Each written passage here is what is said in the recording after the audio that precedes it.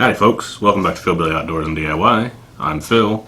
Today I'm going to show you my latest project that I'm working on. So here we have an H&R, New England, whatever, same thing. It's a Pardoner, I believe they're called the Pardoner. Matter of fact it is, it says right on the gun. Anyway, it's a Pardoner single shot shotgun. This one happens to be 12 gauge. And I'm gonna fix this one up into a deer gun. So here in my state, we are limited to shotguns, or now we're allowed rifles, but only straight wall cartridges. So still no high power rifles or anything. So like I said, this is just basic single shot shotgun. Had a bead on the front. I've already taken it off. So what I'm going to do is that today I'm going to be putting sights on this thing. Well, it may not get done today, but this video. So let me get you in here close and I'll show you what I got going on. Alright, so I went ahead and just pulled the barrel off of the rest of the gun, just so it's a little bit easier to move around here. But where am I? There we go. Here you can see, yes, I know I need to clean my gun, but here you can see this front hole here is where the original bead was. This hole here I've already drilled and tapped for a front sight. I did that a couple weeks ago, 3 weeks ago, something like that. But and then here, there it is. Hopefully there's not too much glare. Here you can see I've got marked out where the holes are going to go for the rear sight. So what I've got just a basic front sight off of a Mossberg 500 20 gauge, just because this is what I had laying around. And I've already, there we go. You can see I've already marked it for center and where the hole needs to go. I have this sight, which is, you can see it's already got a hole in it, which is what I originally put on here and was going to use, but this thing is just way too high. So this sight here is going to work out pretty well perfect, I think. So that's the front sight. Now for the rear sight, the only sights I had laying around were dovetail sights, and I didn't really feel comfortable cutting a dovetail in this barrel since it's just a standard profile barrel, so it's pretty thin anyway. So what I did was I ordered a rear sight. I got these from Midway USA, but you can get them about anywhere that sells any kind of gun parts. But this is a Williams, and let me see here. I don't know. Alright, so this is a little card that came in the package. Hopefully you can see it there. WGOS. This is the XL model, and that's just for the barrel diameter it has to go on. But I've got this, which came with the base. It came with the piece, the little, I guess it's called a sled, that slides up and down for your elevation. And then I had to buy the sight blade separate, which makes sense because this is how you get your correct height. So this is literally just a rear sight blade. This came with the little set screw, and this there we go. This dovetails into the base, so it's pretty simple. And then the base just has two holes in it that screws onto your barrel. So like I said, I've got the barrel marked for the screw locations, the hole locations, And all I did was just used just some basic calipers here. Well, these ones are electronic, but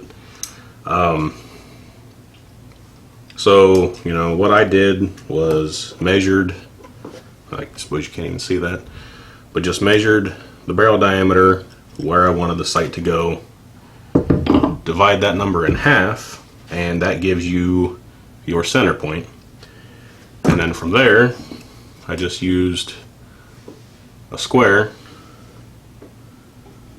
lined it up right beside the barrel, made sure it was straight up and down, and then took not this side of the caliper, but this side, put one of these up against the straight edge, and then this one marked in the center. I did that on both sides just to make up for, you know, any slight variations. But I did that to get my center point.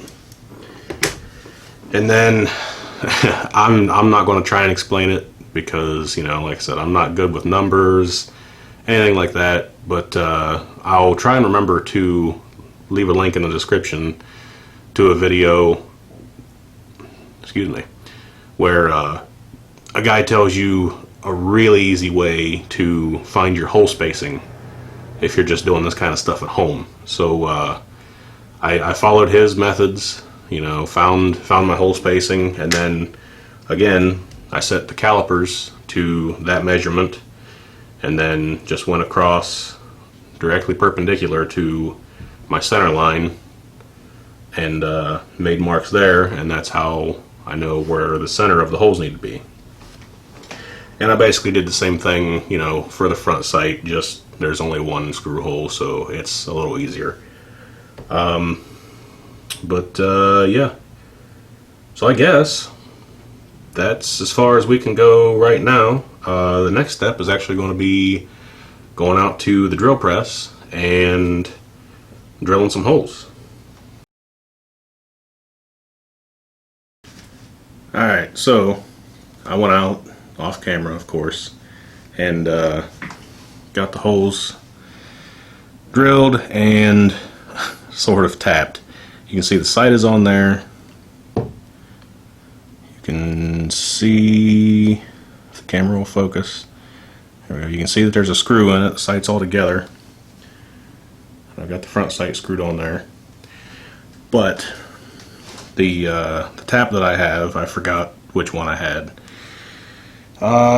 Basically it's the one made to go in a hole that goes all the way through something. So it's got the little pointed bit at the tip of it. So there's like maybe a thread and a half in these holes right now. So for this to be completely finished, I need to get a different tap, and I need to get a different screw for this front sight. But yeah, other than that, yes, I still need to clean the gun. And I'm going to do that, I promise. There's the front, and again, there's the rear. You know, you can see it's adjustable for elevation, and then you can slide the blade left or right for windage. So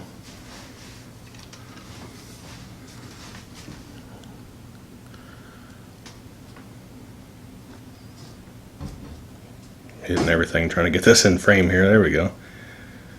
But yeah,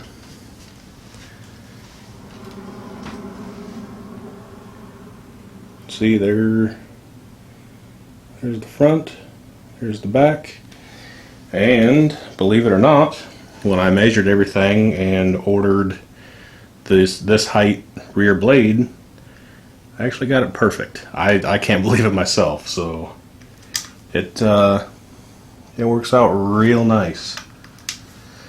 So I guess that's it for now. The next thing after I get this finished, I'm also going to clean this front side up. Probably chamfer the front and back edges a little bit, but other than that, I'll get it cleaned up, put some cold blue on it, make it look halfway presentable anyway. But then after that, after I get this rear sight mounted completely, I'll the next thing is going to be putting a sling on this thing.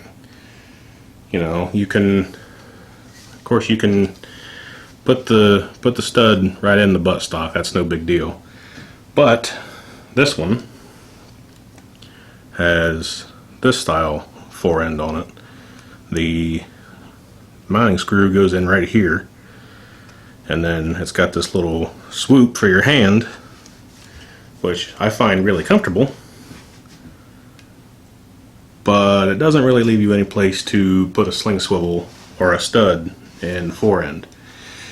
So I think what I'm going to try is a clamp-on barrel mounted stud.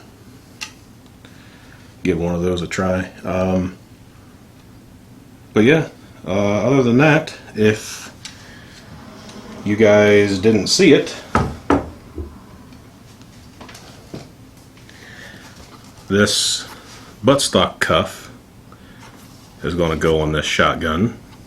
And no, those aren't 12 gauge rounds. Like I said, we get a little further along in this, I'll show you why. But yeah. So I guess that's it for now. Just a short video. The reason I didn't show any of the holes being drilled or anything, I'm not a machinist. I don't have machinist tools. I just got a cheap drill press. And if any of you were to watch this and you are machinists or gunsmiths or anybody who knows anything about how to do this, you would probably cry. So, but I got the holes drilled, they're straight, they didn't go through the barrel, so I think everything's okay, or will be okay once I get the holes tapped completely. So yeah, that's it for now. I guess stay tuned and I'll show you some more with what's going on with this thing. Thanks, guys.